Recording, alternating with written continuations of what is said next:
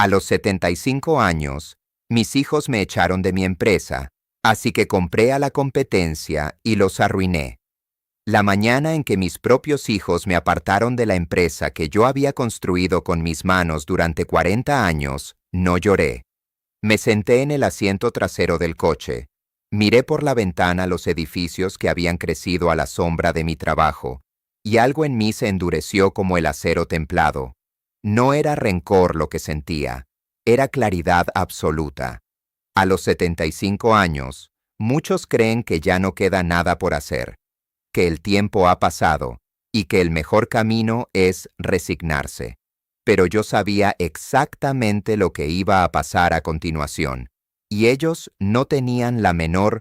Había construido Casanova Logística desde cero, en un garaje con 2 camiones desvencijados y una libreta de contactos. 42 años de trabajo, de madrugadas, de decisiones difíciles tomadas con responsabilidad. Cuando mis hijos Sebastián y Lorena crecieron, los integré en la empresa porque creía genuinamente en el valor de la familia unida.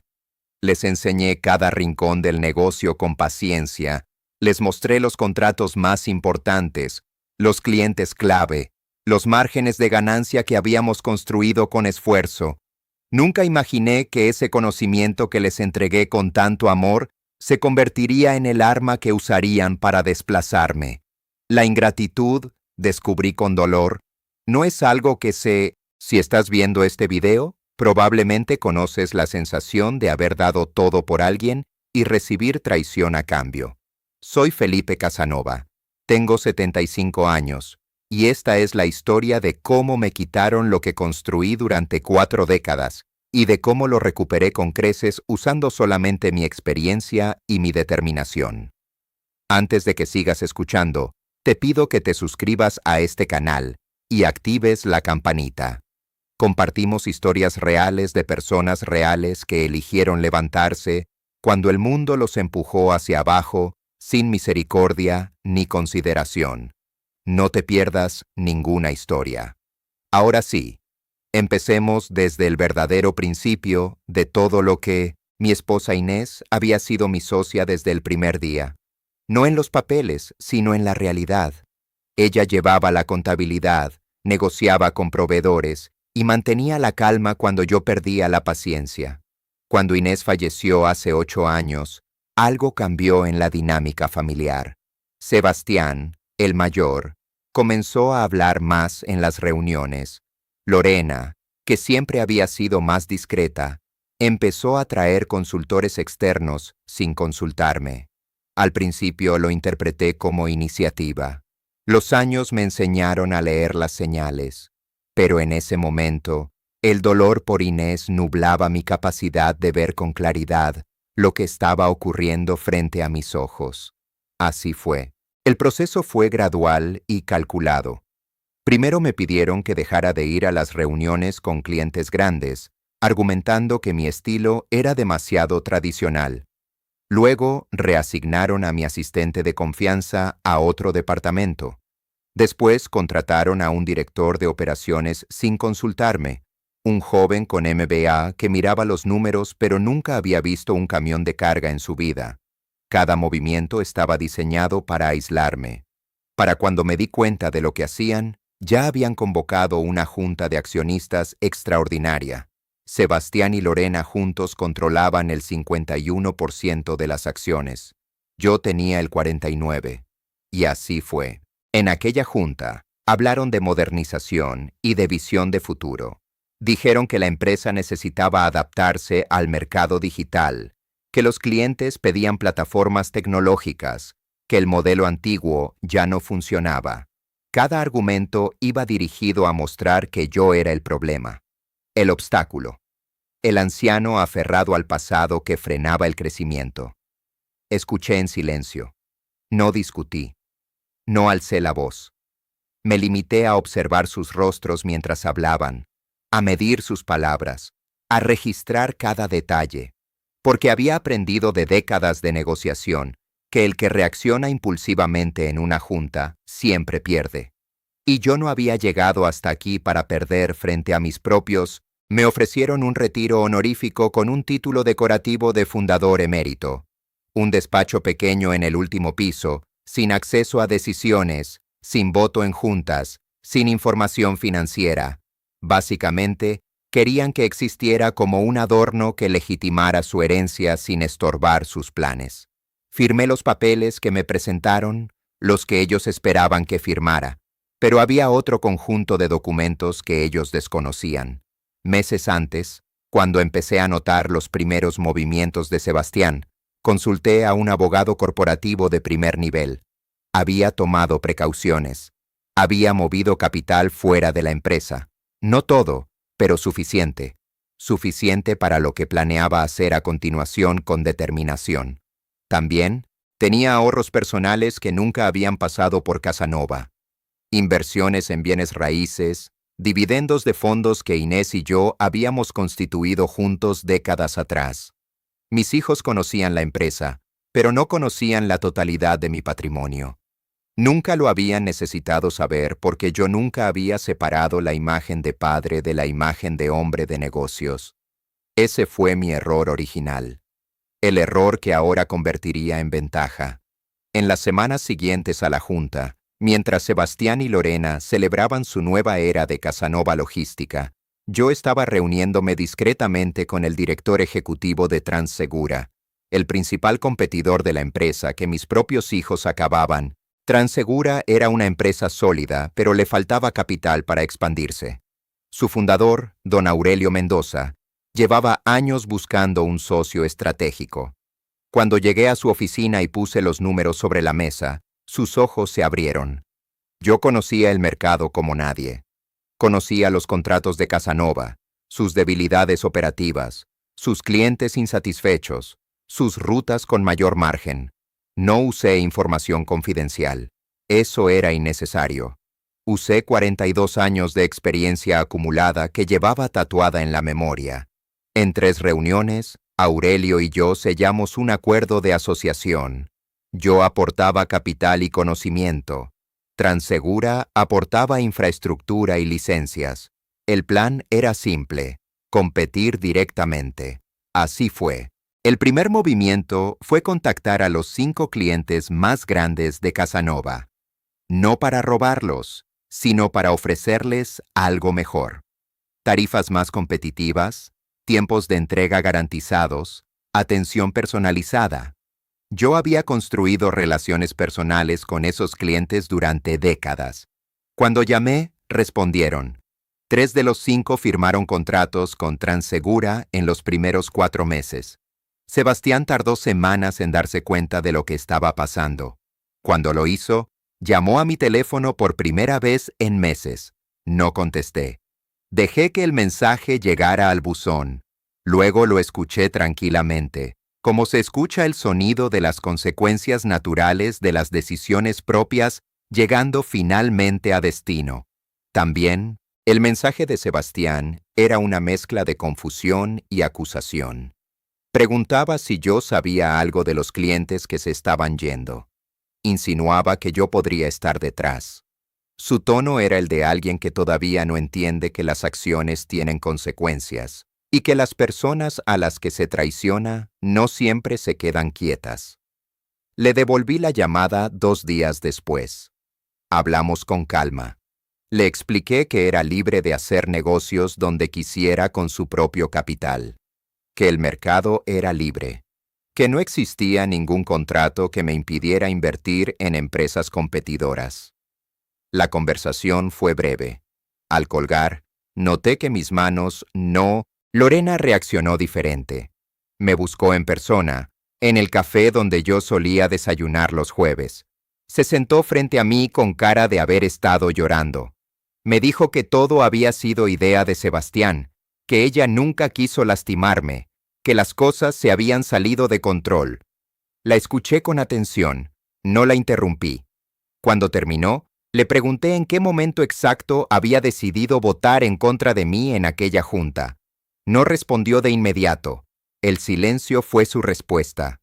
Le dije que la quería, que siempre sería mi hija, pero que el afecto y la confianza eran cosas distintas.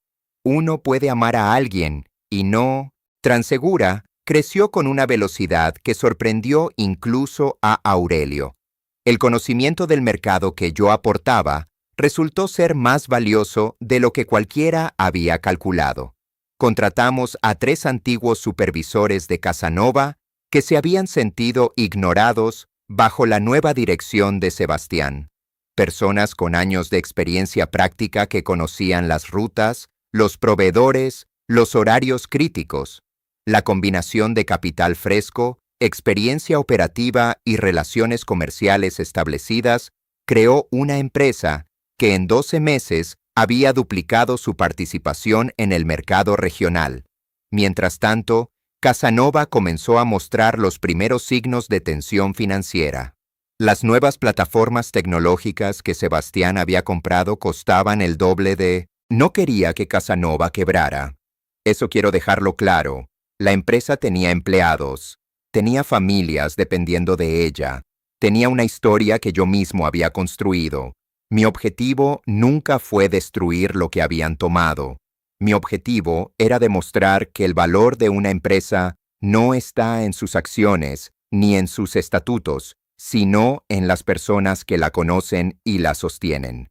Y que cuando se aparta a esas personas por conveniencia o por codicia, el costo es real y llega con puntualidad. Eso fue exactamente lo que Sebastián y Lorena comenzaron a entender cuando los números de Casanova empezaron a deteriorarse sin que supieran exactamente por qué.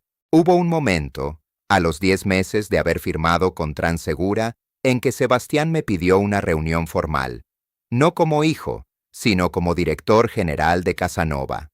Llegó a mi nueva oficina en las instalaciones de Transegura con un maletín y cara de pocos amigos. Revisó el espacio con la mirada, como buscando señales de triunfo o de provocación. No encontró ninguna, porque no había nada de eso. Le ofrecí café. Hablamos durante 2 horas. Me presentó números, proyecciones, pérdidas. Me preguntó si consideraría una alianza o una fusión. Le respondí que lo pensaría. Era verdad. Lo pensé durante una semana completa antes de darle una respuesta definitiva. Le dije que no. No porque quisiera verlo fracasar, sino porque la fusión en ese momento hubiera sido rescatar una decisión que él mismo había tomado con plena libertad. Hay lecciones que solo se aprenden completándolas, no interrumpiéndolas. Y me hago esta pregunta que también te hago a ti, que estás escuchando esta historia. ¿Alguna vez dejaste de rescatar a alguien no por frialdad, sino porque sabías que el rescate les robaría el aprendizaje que necesitaban? Cuéntame en los comentarios. Quiero saber si has estado en una situación así. Porque esta decisión mía no fue fácil, y saber que otros la entienden me acompañó en ese momento más de lo... Inés siempre decía que los negocios son personas, que detrás de cada contrato hay una relación, y detrás de cada relación hay confianza, y que la confianza es lo único que realmente vale en este mundo. Cuando murió, me pregunté si podría seguir adelante sin su sabiduría a mi lado. La respuesta llegó en forma de esta historia. No la aprendí en ningún libro ni en ninguna universidad. La aprendí construyendo Casanova, perdiendo a Inés, siendo traicionado por mis hijos, y eligiendo levantarme de todas formas. Cada vez que me siento en mi nueva oficina y escucho las noticias del sector, siento que ella está ahí, asintiendo levemente desde algún... Un día encontré en el cajón de mi escritorio el reloj que Inés me había regalado cuando Casanova cumplió 20 años. Un reloj dorado con una inscripción en la parte trasera. El tiempo construido con honestidad nunca se pierde. Lo limpié con cuidado y lo puse en mi muñeca. Seguía funcionando perfectamente. Eso me pareció una señal pequeña pero precisa. Lo que se construye bien, dura. Lo que se toma sin merecer, se deteriora. No hace falta venganza cuando el tiempo y las consecuencias naturales hacen su trabajo con una precisión que ninguna persona podría replicar por sí misma. Eso es algo que aprendí demasiado tarde en la vida y hoy voy a la oficina 4 días a la semana. El quinto lo reservo para caminar por el parque, leer y hablar por teléfono con mis nietos. Aurelio se ocupa de la gestión diaria con un equipo que construimos juntos. Mi rol es estratégico, de consulta, de visión. Es el rol que siempre debí tener en Casanova, pero que mis hijos nunca me permitieron asumir, porque estaban demasiado ocupados queriendo tomar el control para pensar en cómo el control se gana. La diferencia entre aquella junta en Casanova y mi vida actual es la misma que existe entre cargar un peso que no te pertenece y caminar libre con él. Sebastián y Lorena están todavía dirigiendo Casanova. La empresa no quebró.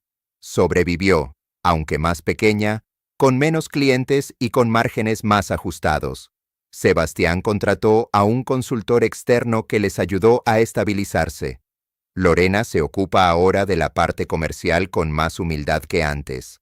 Los veo en las fiestas familiares. Hay una tensión que no desaparece del todo, pero también hay respeto.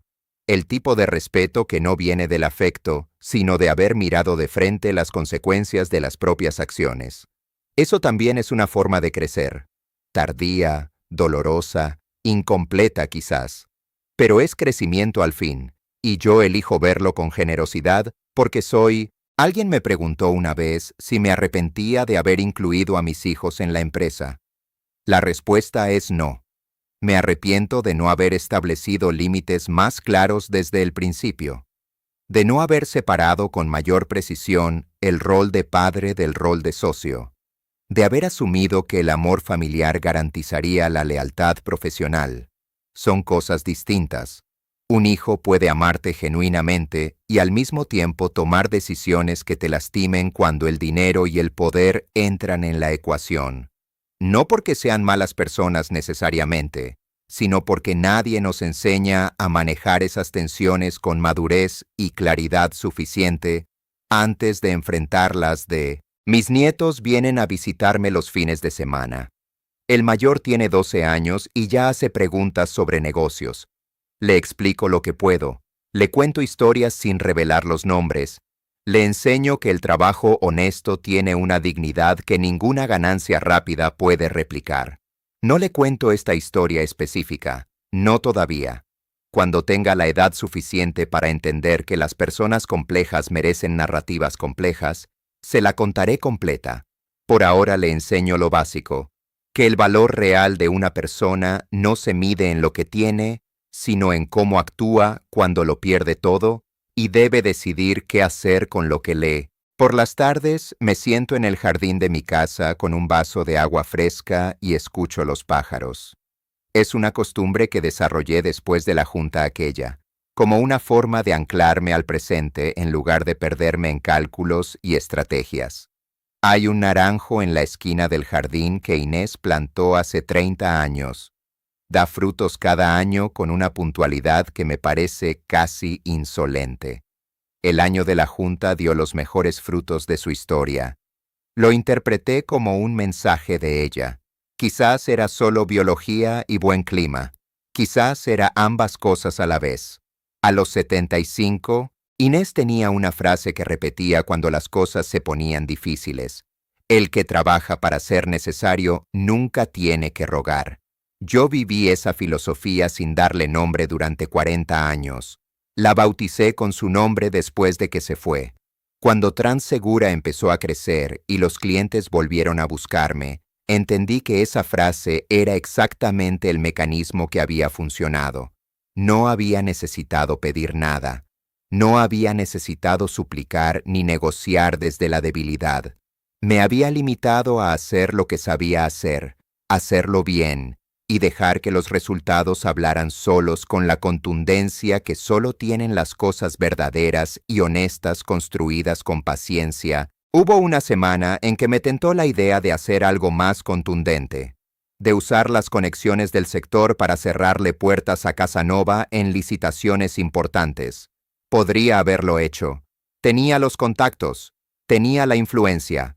Me senté con esa tentación durante 2 noches, y luego la dejé ir, no porque fuera imposible, sino porque no era lo que Inés hubiera querido, porque la diferencia entre justicia y venganza es que la justicia te deja con la conciencia en orden, y la venganza te cobra un precio interno, que no siempre puedes ver, pero que siempre terminas pagando con los intereses acumulados de cada acción, que no estuvo alineada. A los 75 años comprendí algo que debía haber entendido a los 40.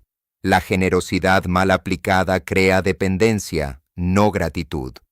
Cuando le das a alguien más de lo que puede sostener por sí mismo, no lo estás ayudando, lo estás privando de la posibilidad de descubrir su propia capacidad. Mis hijos nunca tuvieron que ganarse nada dentro de Casanova. Llegaron a una empresa ya construida, con clientes ya fidelizados, con procesos ya establecidos. No aprendieron a construir desde cero porque yo nunca les pedí que lo hicieran. Esa fue mi parte en este error compartido, y reconocerla no me quita dignidad, me la devuelve, porque la honestidad, hoy, 2 años después de aquella junta, Transegura es la segunda empresa de logística regional más importante del sector. Aurelio brindó conmigo la semana pasada con una copa de vino tinto. Me dijo que sin mi llegada, la empresa habría tardado 10 años más en llegar donde está ahora. Le respondí que sin su confianza en un hombre de 75 años, que llegó con un maletín de experiencia y sin pedir garantías, yo no habría tenido el espacio para demostrar lo que todavía era capaz de hacer. Eso es lo que significa una verdadera sociedad. 2 personas que se suman en lugar de restarse, que construyen en lugar. La lección más importante de esta historia no es que me vengué de mis hijos. No lo hice, y no era mi intención. La lección es que a los 75 años, con el mundo empujándote hacia el retiro y hacia el silencio, todavía puedes elegir. Puedes elegir quedarte en el despacho decorativo que te ofrecen como consuelo.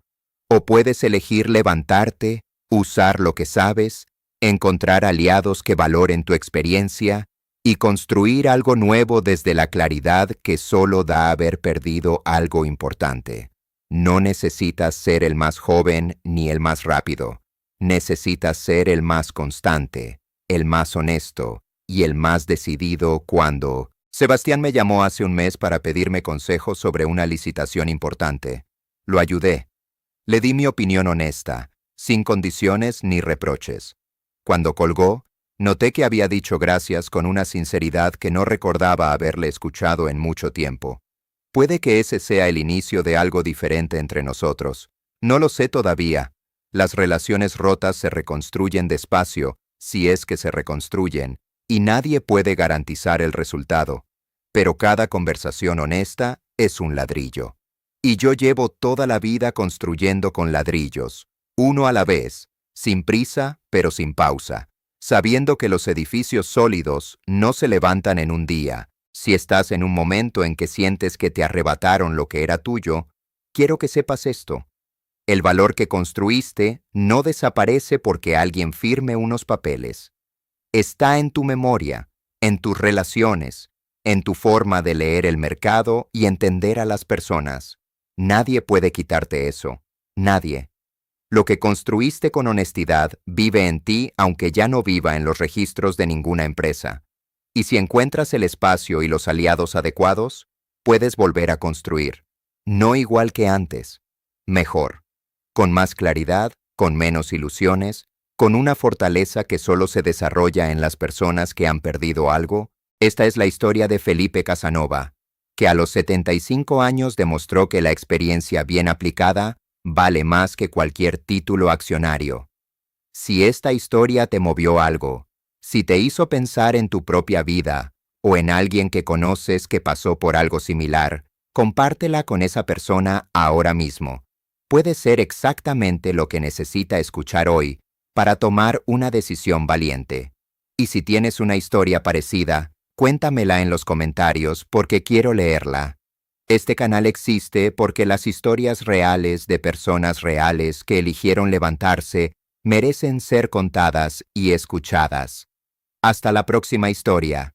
Gracias por estar aquí y por